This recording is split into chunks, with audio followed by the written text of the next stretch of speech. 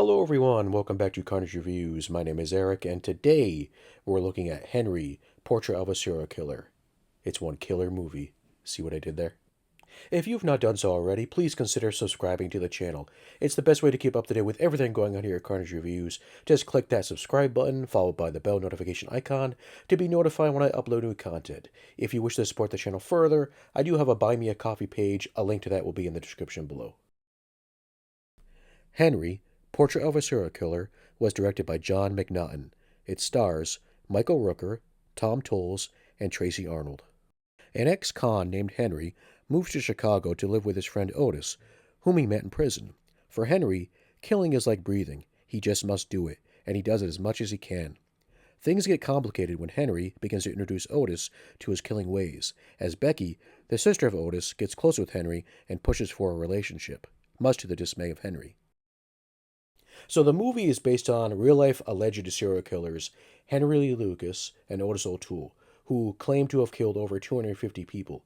However, Henry Lee Lucas was only convicted of killing 11 people.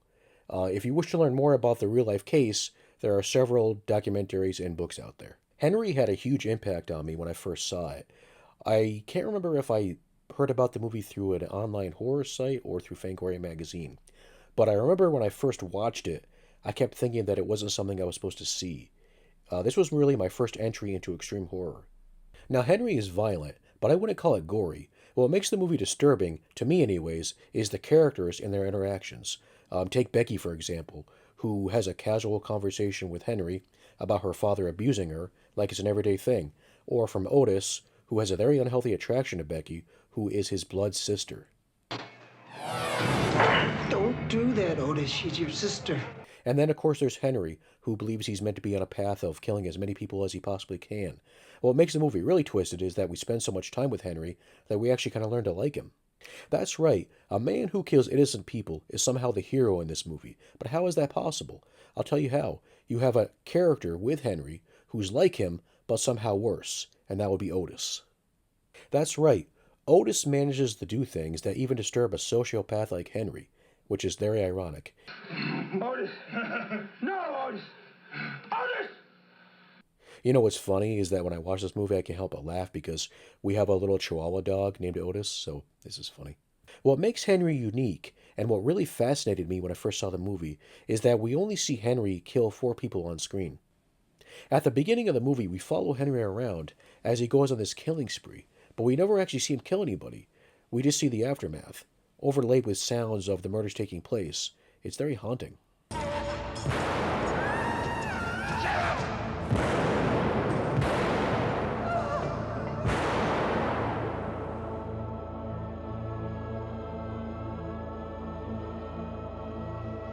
There's a home invasion scene involving a video camera, and what makes this scene disturbing is that we think we're watching it in real time, but in reality, we're watching it after the fact. We're seeing it as Otis and Henry are watching it on their TV.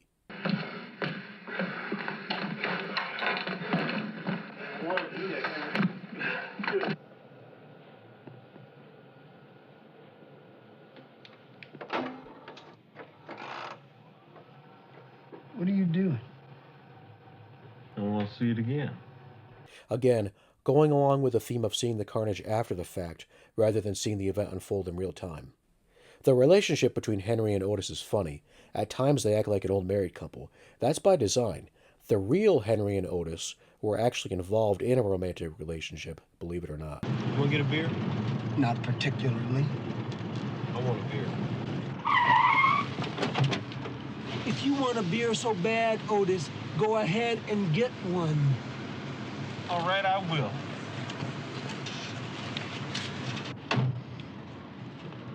See you later? Yeah. Given the subject matter, this is a very dark and bleak movie. It's a story of tragedy as well, too, with the character Becky especially. She's the only innocent character in the movie, and there's a glimmer of hope that Henry might change, but his hatred to kill is just too strong, and sadly Becky gets caught up in the storm.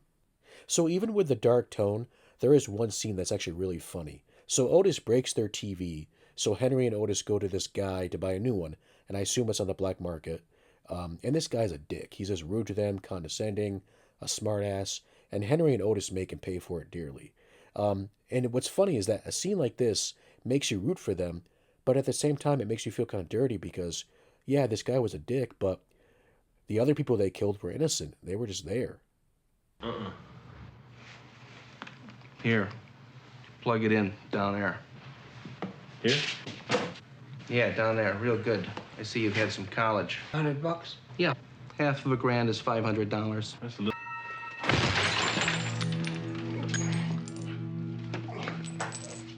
Otis, plug it in.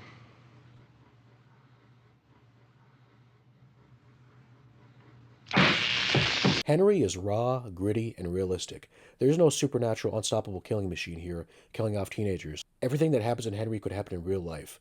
And what's even more disturbing is the lack of a hero here. There's no final girl, there's no police, and sadly, that's real life. Sometimes the bad guys do win. The one scene that really gets under your skin is a simple one. So Henry is just sitting in his car in a mall parking lot, watching women get into their cars. This goes on for several moments until he picks a woman to follow. And this just shows that how vulnerable we can be. We don't know who's out there. We don't know who's watching us. Anything can happen at any time. There's no boogeyman here. The horror is reality. The horror is humans. We are the monsters. Henry Portrait of a Serial Killer is must-see viewing if you're a fan of horror or if you're a fan of serial killer films. It's shot in a very documentary-like way, which makes it even more effective. Michael Rooker is an amazing actor and does a really good job in his role, as does Tom Towles as Otis. These guys are just, they're just really realistic as these characters. And what makes the movie even more scary is that everything happening here could happen in real life. The horror is real. The monsters are real. With all that said and done, I give Henry 5 skulls. Hey, thanks for checking out today's video, guys. If you enjoyed it, please tap that like button. What do you guys think about Henry Portrait of a Serial Killer? Let me know in the comments. If you have not done so already, please consider subscribing to the channel. Alright guys, I bid you adieu. Goodbye.